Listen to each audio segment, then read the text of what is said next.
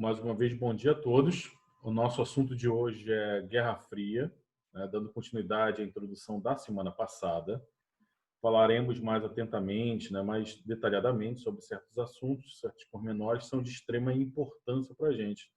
Vamos então recapitular o que falamos semana passada, né, que após a Segunda Guerra Mundial, os 5 vencedores da Segunda Guerra, após a vitória sobre o eixo, sobre as potências do eixo, somente a Alemanha nazista, a Itália fascista e o Império Japonês, era necessário, então, dividir o mundo, né?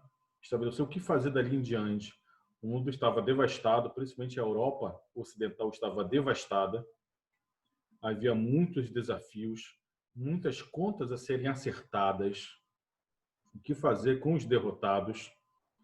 E nós falamos que durante o processo do final da Segunda Guerra, quando a União Soviética ela vence os alemães na Batalha de Stalingrad, ela começa então a dar o troco.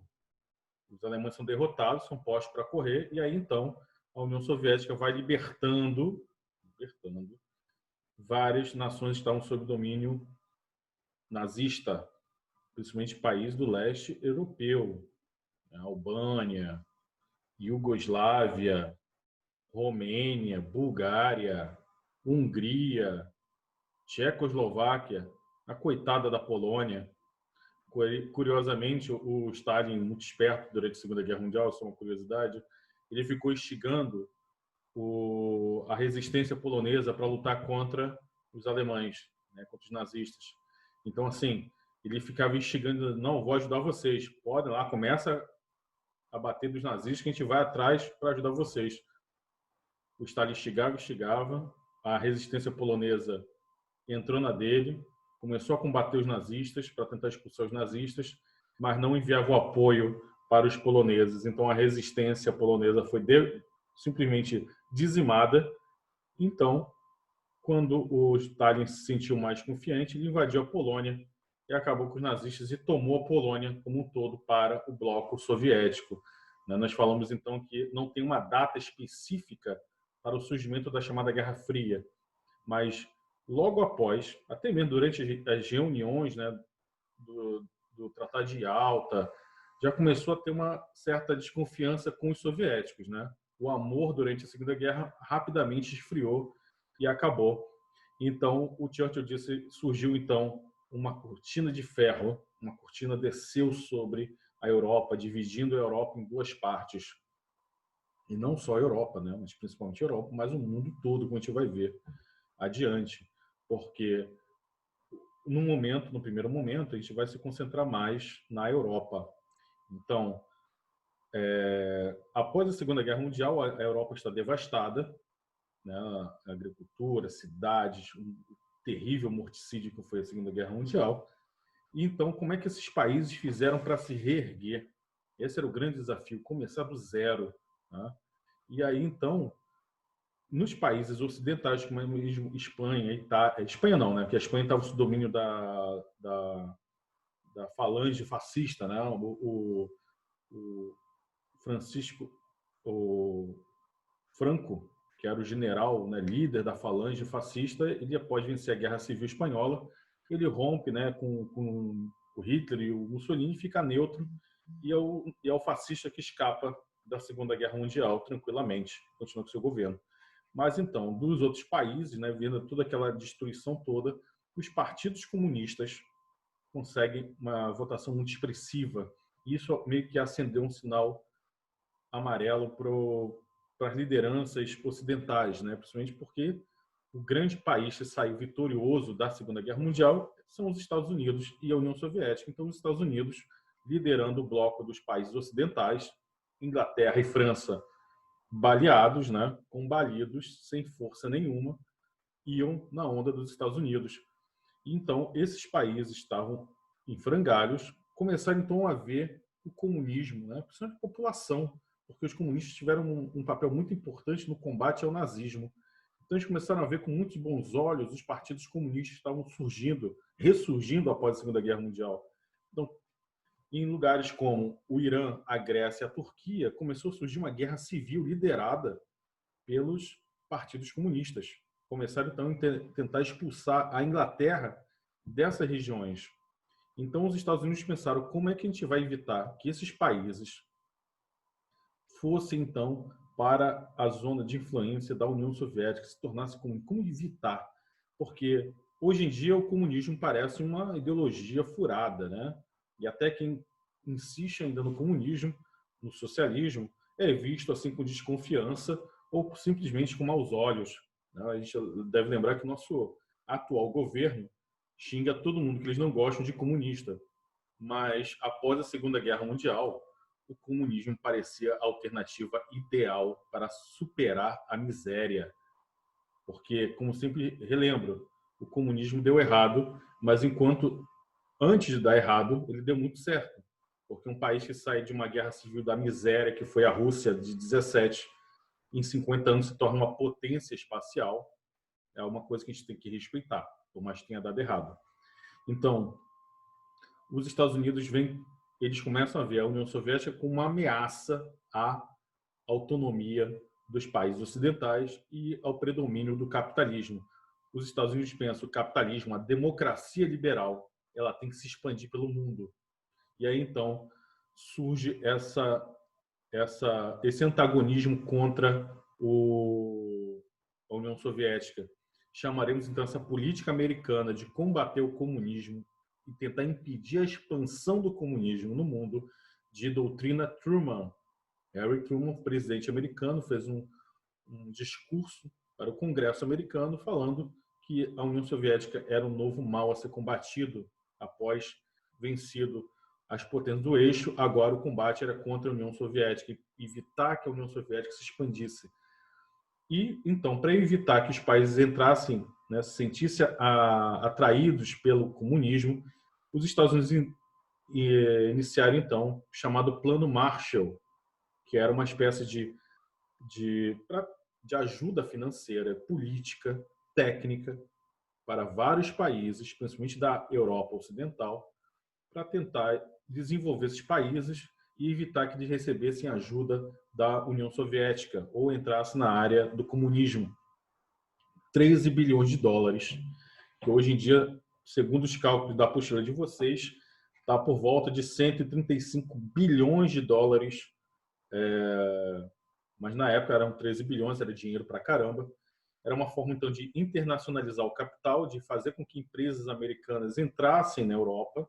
Com essa ajuda, então, para a reconstrução dos países, os países, então, ficariam aliados dos Estados Unidos. E foi o que aconteceu, né?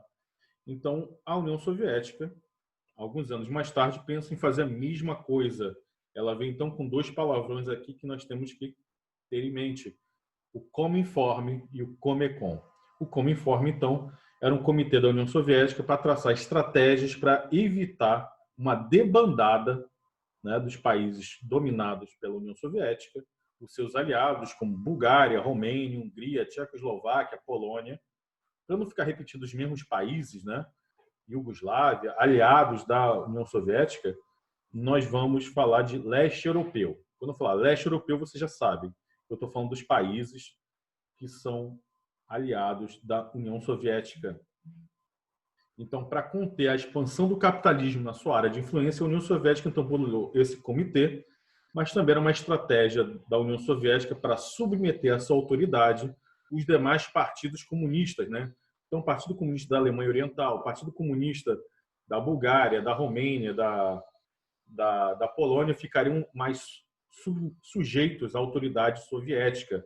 Então, a União Soviética, que criticava tanto os Estados Unidos por ter uma autoridade, né, uma política imperialista, ou seja, de intromissão, intervenção em assuntos internos dos seus aliados e de outros países também, né, é isso que nós chamamos de imperialismo. Por exemplo, tem o Elon Musk, não sei se vocês conhecem, né, o Elon Musk, o doidão da Tesla, né, o dono da Tesla, fundador da Tesla, dos carros elétricos, da exploração espacial, loucão. Ele precisa, então, para manter os seus carros funcionando, ele precisa de minério que tem muito na Bolívia. E aí ele admitiu que ele, e junto com o governo americano, financiou um golpe de Estado que tirou o Evo Morales, eleito democraticamente, apesar de todos os defeitos dele, da Bolívia.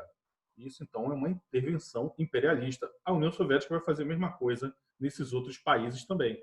Mais tarde a gente vai falar sobre isso. Então, o único país que não quis fazer parte do Cominform, né, dessa aliança, foi a Iugoslávia, liderado por Joseph Broz Tito. O cara, então, rompeu com a União Soviética. A União Soviética ameaçou invadir a Iugoslávia e ele fez um acordo com os americanos, né, e recebeu ajuda do Plano Marshall. Muito ousado, né? Brincou com perigo, mas a União Soviética deixou quieto. Então, do mesmo jeito que havia o Plano Marshall dos Estados Unidos ajudando a reconstrução da França, de Luxemburgo, da Holanda, de Portugal, de vários países da Europa Ocidental, inclusive até Portugal estava neutro na Segunda Guerra Mundial, mas recebeu essa ajuda. A Inglaterra também recebeu essa ajuda. A Turquia, a Grécia, o Irã receberam a ajuda dos Estados Unidos. Engraçado que hoje o Irã é o grande inimigo dos Estados Unidos, né? Mas até 1979 eram aliados muito próximos. Mais tarde a gente pode falar sobre isso também, sobre a Revolução Iraniana, Revolução Islâmica no Irã, em 1979, começo dos anos 80.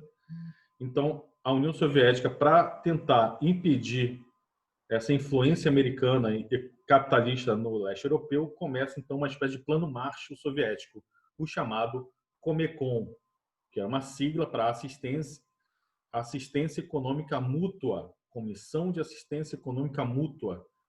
Então, os países do leste europeu estavam meio que isolados dos países capitalistas, não mantinham relações comerciais tão intensas. Até havia relações comerciais, mas muito limitadas. Então, a União Soviética decidiu, então, fazer tipo uma espécie de livre comércio entre os países comunistas e também injetando recursos, tecnologia soviética, assistência econômica e técnica para esses países não se sentirem atraídos pelo capitalismo. Então, para você imaginar, se você sabe que é o plano, a doutrina Marshall, né, o plano Marshall, você pensa, o Comecon é uma espécie de plano Marshall soviético. E aqui a gente só falou de política e economia. Mas é claro que uma coisa que caminha juntinho é o militar, né? A guerra. Que é isso que vai pautar a Guerra Fria. A guerra que não aconteceu, né? O conflito entre Estados Unidos e União Soviética não aconteceu diretamente.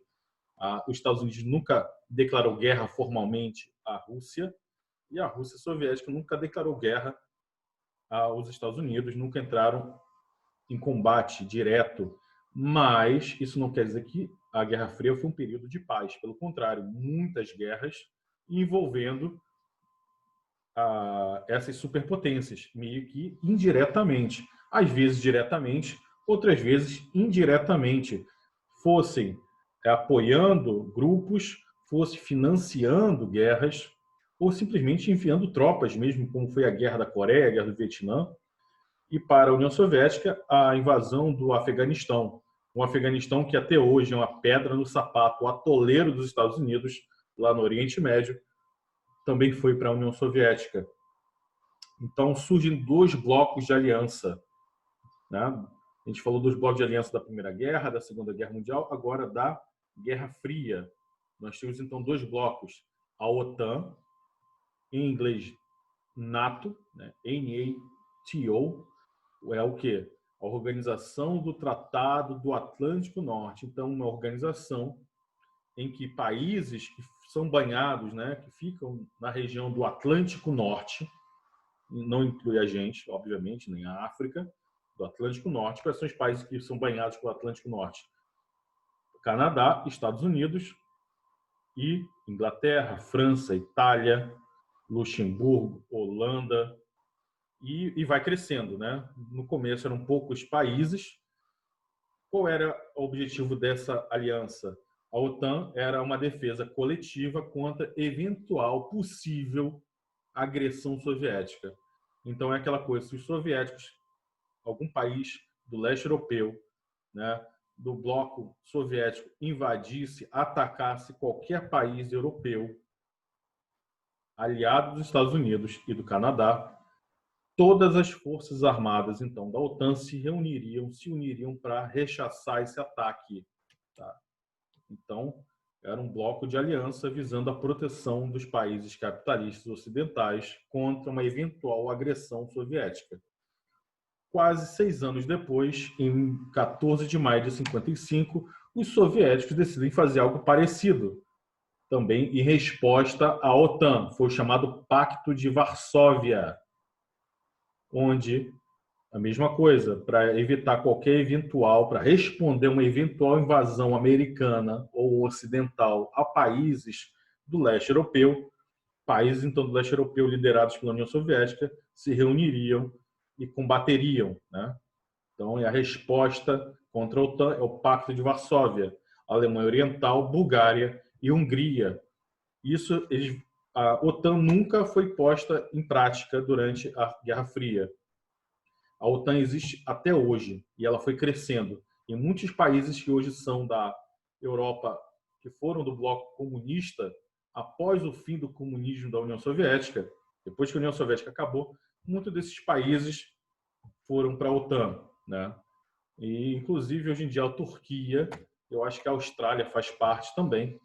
E a OTAN ela participou da Guerra dos Balcãs, nos anos 90, participou também da deposição do ditador do Sudão, da Líbia, Muammar Gaddafi, participou da invasão do Iraque também, da invasão do Afeganistão, a OTAN participou também. Então, gente, a primeira vez que vai ter uma crise entre União Soviética e Estados Unidos e seus aliados vai ser no caso da Alemanha. A Alemanha que é o caso mais emblemático após a Segunda Guerra Mundial, né? Porque o que fazer com o grande vilão, o grande agressor da Segunda Guerra Mundial? Então, a Alemanha ela foi dividida.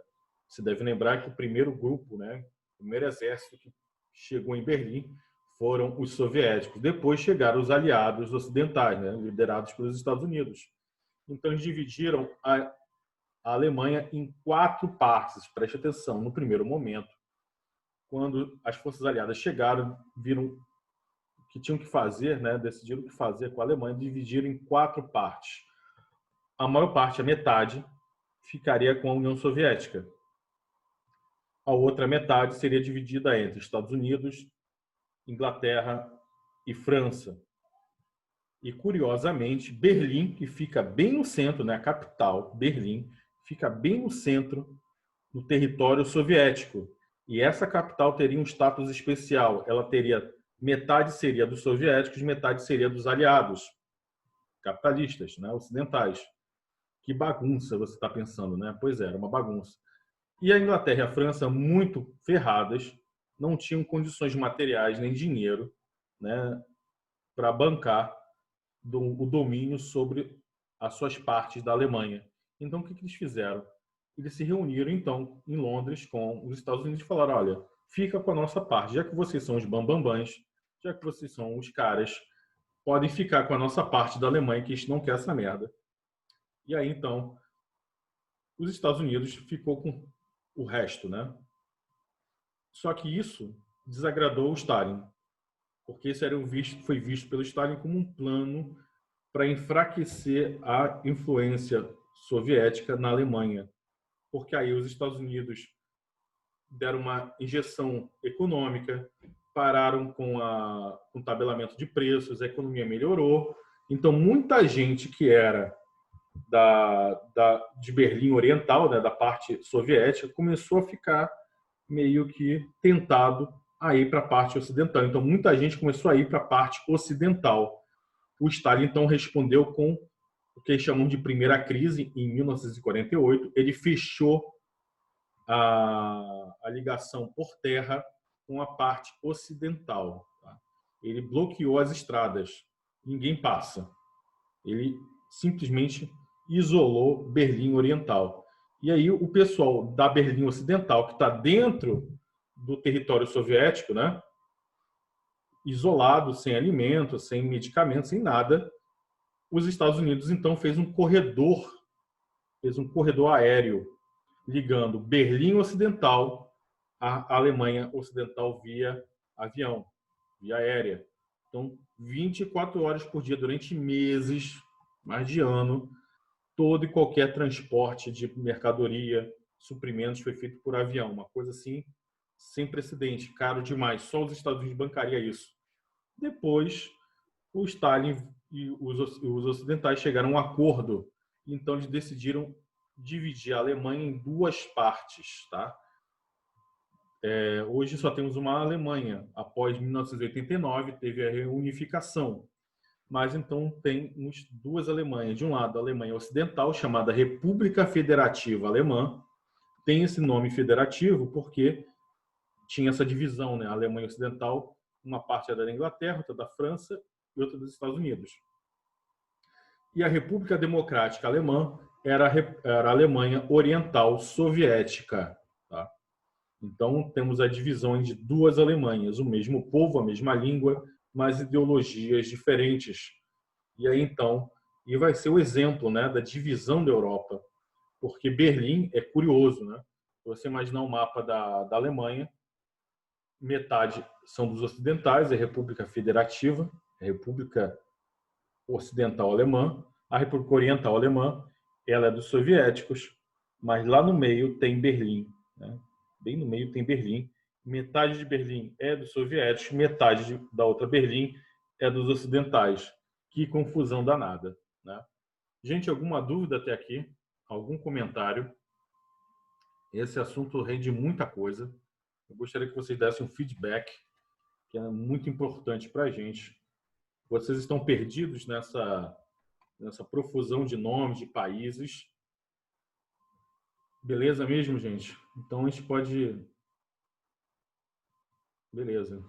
Letícia, tá tranquilo. Ana Clara, tranquilo. Então, vamos fechar por aqui, se você não tem nenhum comentário a fazer. Né? E na semana que vem a gente vai começar a falar sobre como essa disputa entre União Soviética e Estados Unidos, né, pelo domínio mundial, ele não vai ficar restrito apenas à Europa, ele vai se espalhar pelo mundo. Vamos falar na próxima aula sobre Revolução Chinesa. A China, então, cara, que é o grande enigma atual, né? O que é esse país? É um país que, quando o Bolsonaro chegou lá, ele falou: eu estou no país capitalista, tenho certeza que é um país capitalista. Mas está lá, na verdade, a China, ela é um país que considera-se ainda comunista. Só que eles não são bestas que nem os russos foram e fizeram, eu me esforço, tomar um caminho diferente dos soviéticos, né? Mas você ainda tem o governo lá é uma ditadura do proletariado, né? Você tem um Partido Comunista Chinês, não há democracia lá. O nome oficial da China atual é República Democrática Chinesa. Tá? Então, mas só que o mundo tolera os chineses serem o que são, porque a economia mundial só se movimenta devido aos chineses, né? Se transforma na grande indústria do mundo, tudo é produzido na China, né? E então a gente vai falar um pouco sobre o que é a China durante a Segunda Guerra, depois da Segunda Guerra Mundial. Ela é das vencedoras, né, contra o Japão da Segunda Guerra Mundial. Vamos falar de Mao Tse-tung e como é que se tornou comunista e aumentou o perigo, né? Porque o Churchill falou da cortina de ferro na Europa, mas aí teve um político americano que falou assim: mas além da cortina de ferro na Europa, está surgindo uma cortina de bambu na Ásia, porque havia expansão do comunismo na Ásia. Então, Coreia, China, a Indochina francesa. Curiosamente, os franceses, após a Segunda Guerra Mundial, os franceses tentaram recolonizar a Indochina, que é hoje o Vietnã, o Laos e o Camboja. Os americanos foram contra, mas tiveram que aceitar porque os franceses falaram: ó, se vocês ficarem atrapalhando nosso imperialismo na Indochina, a gente vai ficar do lado dos soviéticos, cara, né? Os franceses mandaram logo essa. Os franceses tinham ainda colônia no norte da África, na Ásia, e também quando a gente for falar sobre a independência dos países africanos, na luta dos africanos contra o imperialismo, que isso vai durar até os anos 70, também tem a mãozinha, tem o dedinho dos Estados Unidos e da União Soviética ali também, tá bom? Então, gente, antes de vocês partirem, né, eu gostaria que vocês ficassem aqui